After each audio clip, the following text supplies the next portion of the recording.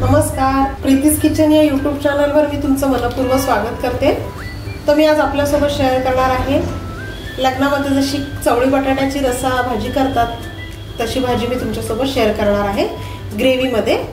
तर मी त्याच्यासाठी घेतलेली 1/2 किलो चवळी रात्रभर भिजवून स्वच्छ धुवून आणि एक बटाटा कापून घेतलेला आहे। आणि आपल्याला फोडणीसाठी लागणार आहे जिरं, धणे जिरे पूड, लाल कांदा लसूण जो मी घरगुती मसाला बनवला तो, हळद, धणेपूड, गरम मसाला। त्याचबरोबर आपल्याला या भाजीसाठी वाटण तयार करावं लागणार आहे आणि वाटणासाठी आपल्याला लागणार आहे कोथिंबीर, एक छोटा तुकडा ओलं खोबरं घेतलेला आहे, तुम्ही सुकं खोबरं सुद्धा घेऊ शकता, 5 लसणाच्या पाकळ्या घेतलेल्या आहे, 1 इंच आलं घेतलेलं आहे, जिरं घेतलेलं आहे चिमूटभर, 1 चमचा घेतलेला आहे जिरं, त्यानंतर एक टोमॅटो घेतलेला आहे उभा चिरून, एक कांदा उभा चिरून घेतलेला आहे। फोडणीसाठी आपल्याला कढीपत्त्याची पानं, हिंग आणि चवीप्रमाणे मीठ आणि फोडणीसाठी तेल। तर चला आता आपण हे सगळे जे मसाले आहेत वाटणाचे हे सगळे आपल्याला पॅन मध्ये तेलावरती भाजून घ्यायचे। तर पॅन ठेवलेला आणि पॅन तापलेला आहे गॅसवर। आता त्याच्यामध्ये मी तेल घालते, 1 चमचाभर तेल घालूया आपण।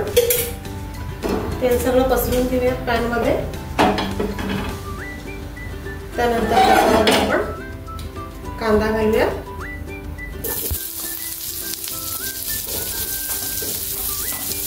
कांदा घालूया सगळं।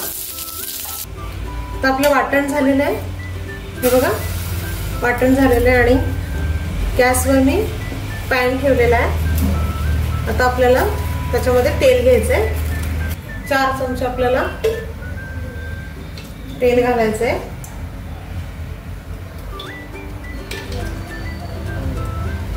भाजीला आपल्याला असा तरीदार रस्सा आला पाहिजे त्यासाठी आपल्याला तेवढं तेल घालायचंय।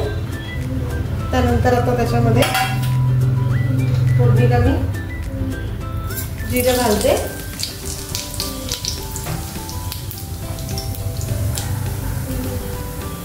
त्यानंतर कढीपत्ता,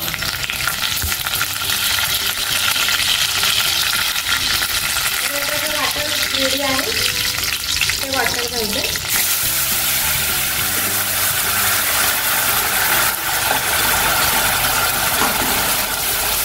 चांगल्या तेलात ते आपल्याला तळून घ्यायचंय पूर्ण व्यवस्थित असं। त्यानंतर हिंग आणि मीठ घालायचंय। मसाला शक्यतो जास्तीत जास्त तुम्ही तळून घ्यायचा प्रयत्न करा। वेळ कमी असेल तर गोष्ट वेगळी आहे, तुम्हाला सकाळच्या काही गडबडीत जर वेळ नसेल तर चालून जाईल एक वेळ।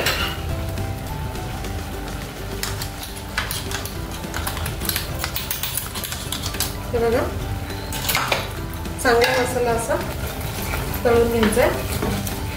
आता मीठ आपण घातलेलं आहे, आपण बाकीचे मसाले घालूया। हळद,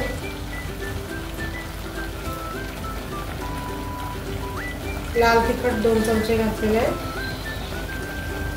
धणेपूड घातलेली आहे, जिरेपूड घातलेली आहे आणि पुन्हा गरम मसाला घातलेला आहे। पुन्हा एकदा आपल्याला हे सगळं या मसाल्यासोबत तेलामध्ये शिजवून द्यायचंय।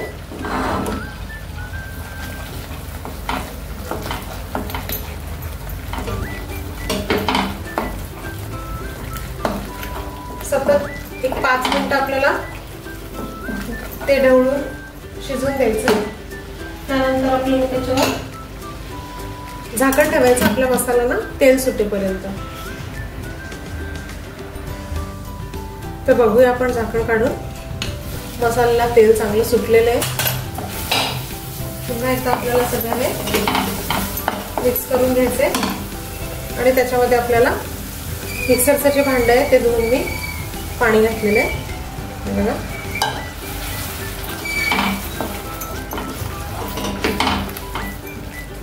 हा मसाला पण आपल्याला एक चांगला शिजून द्यायचा आहे। परत झाकण ठेवून 5 मिनिटं आणि शिजवून देऊयात मसाला।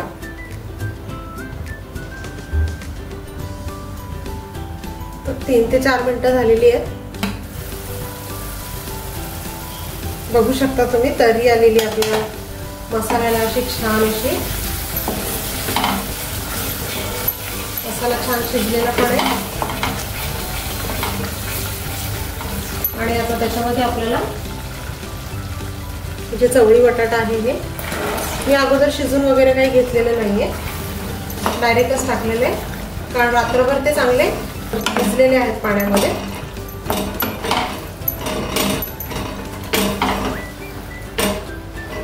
मिक्स करून ते शिजण्यासाठी आपल्याला थोडंसं पाणी घालावं लागणार आहे, पण अगदी खूप पाणी नाही घालायचंय. हे बघा एवढंच पाणी परत घेतलेलं आहे मी.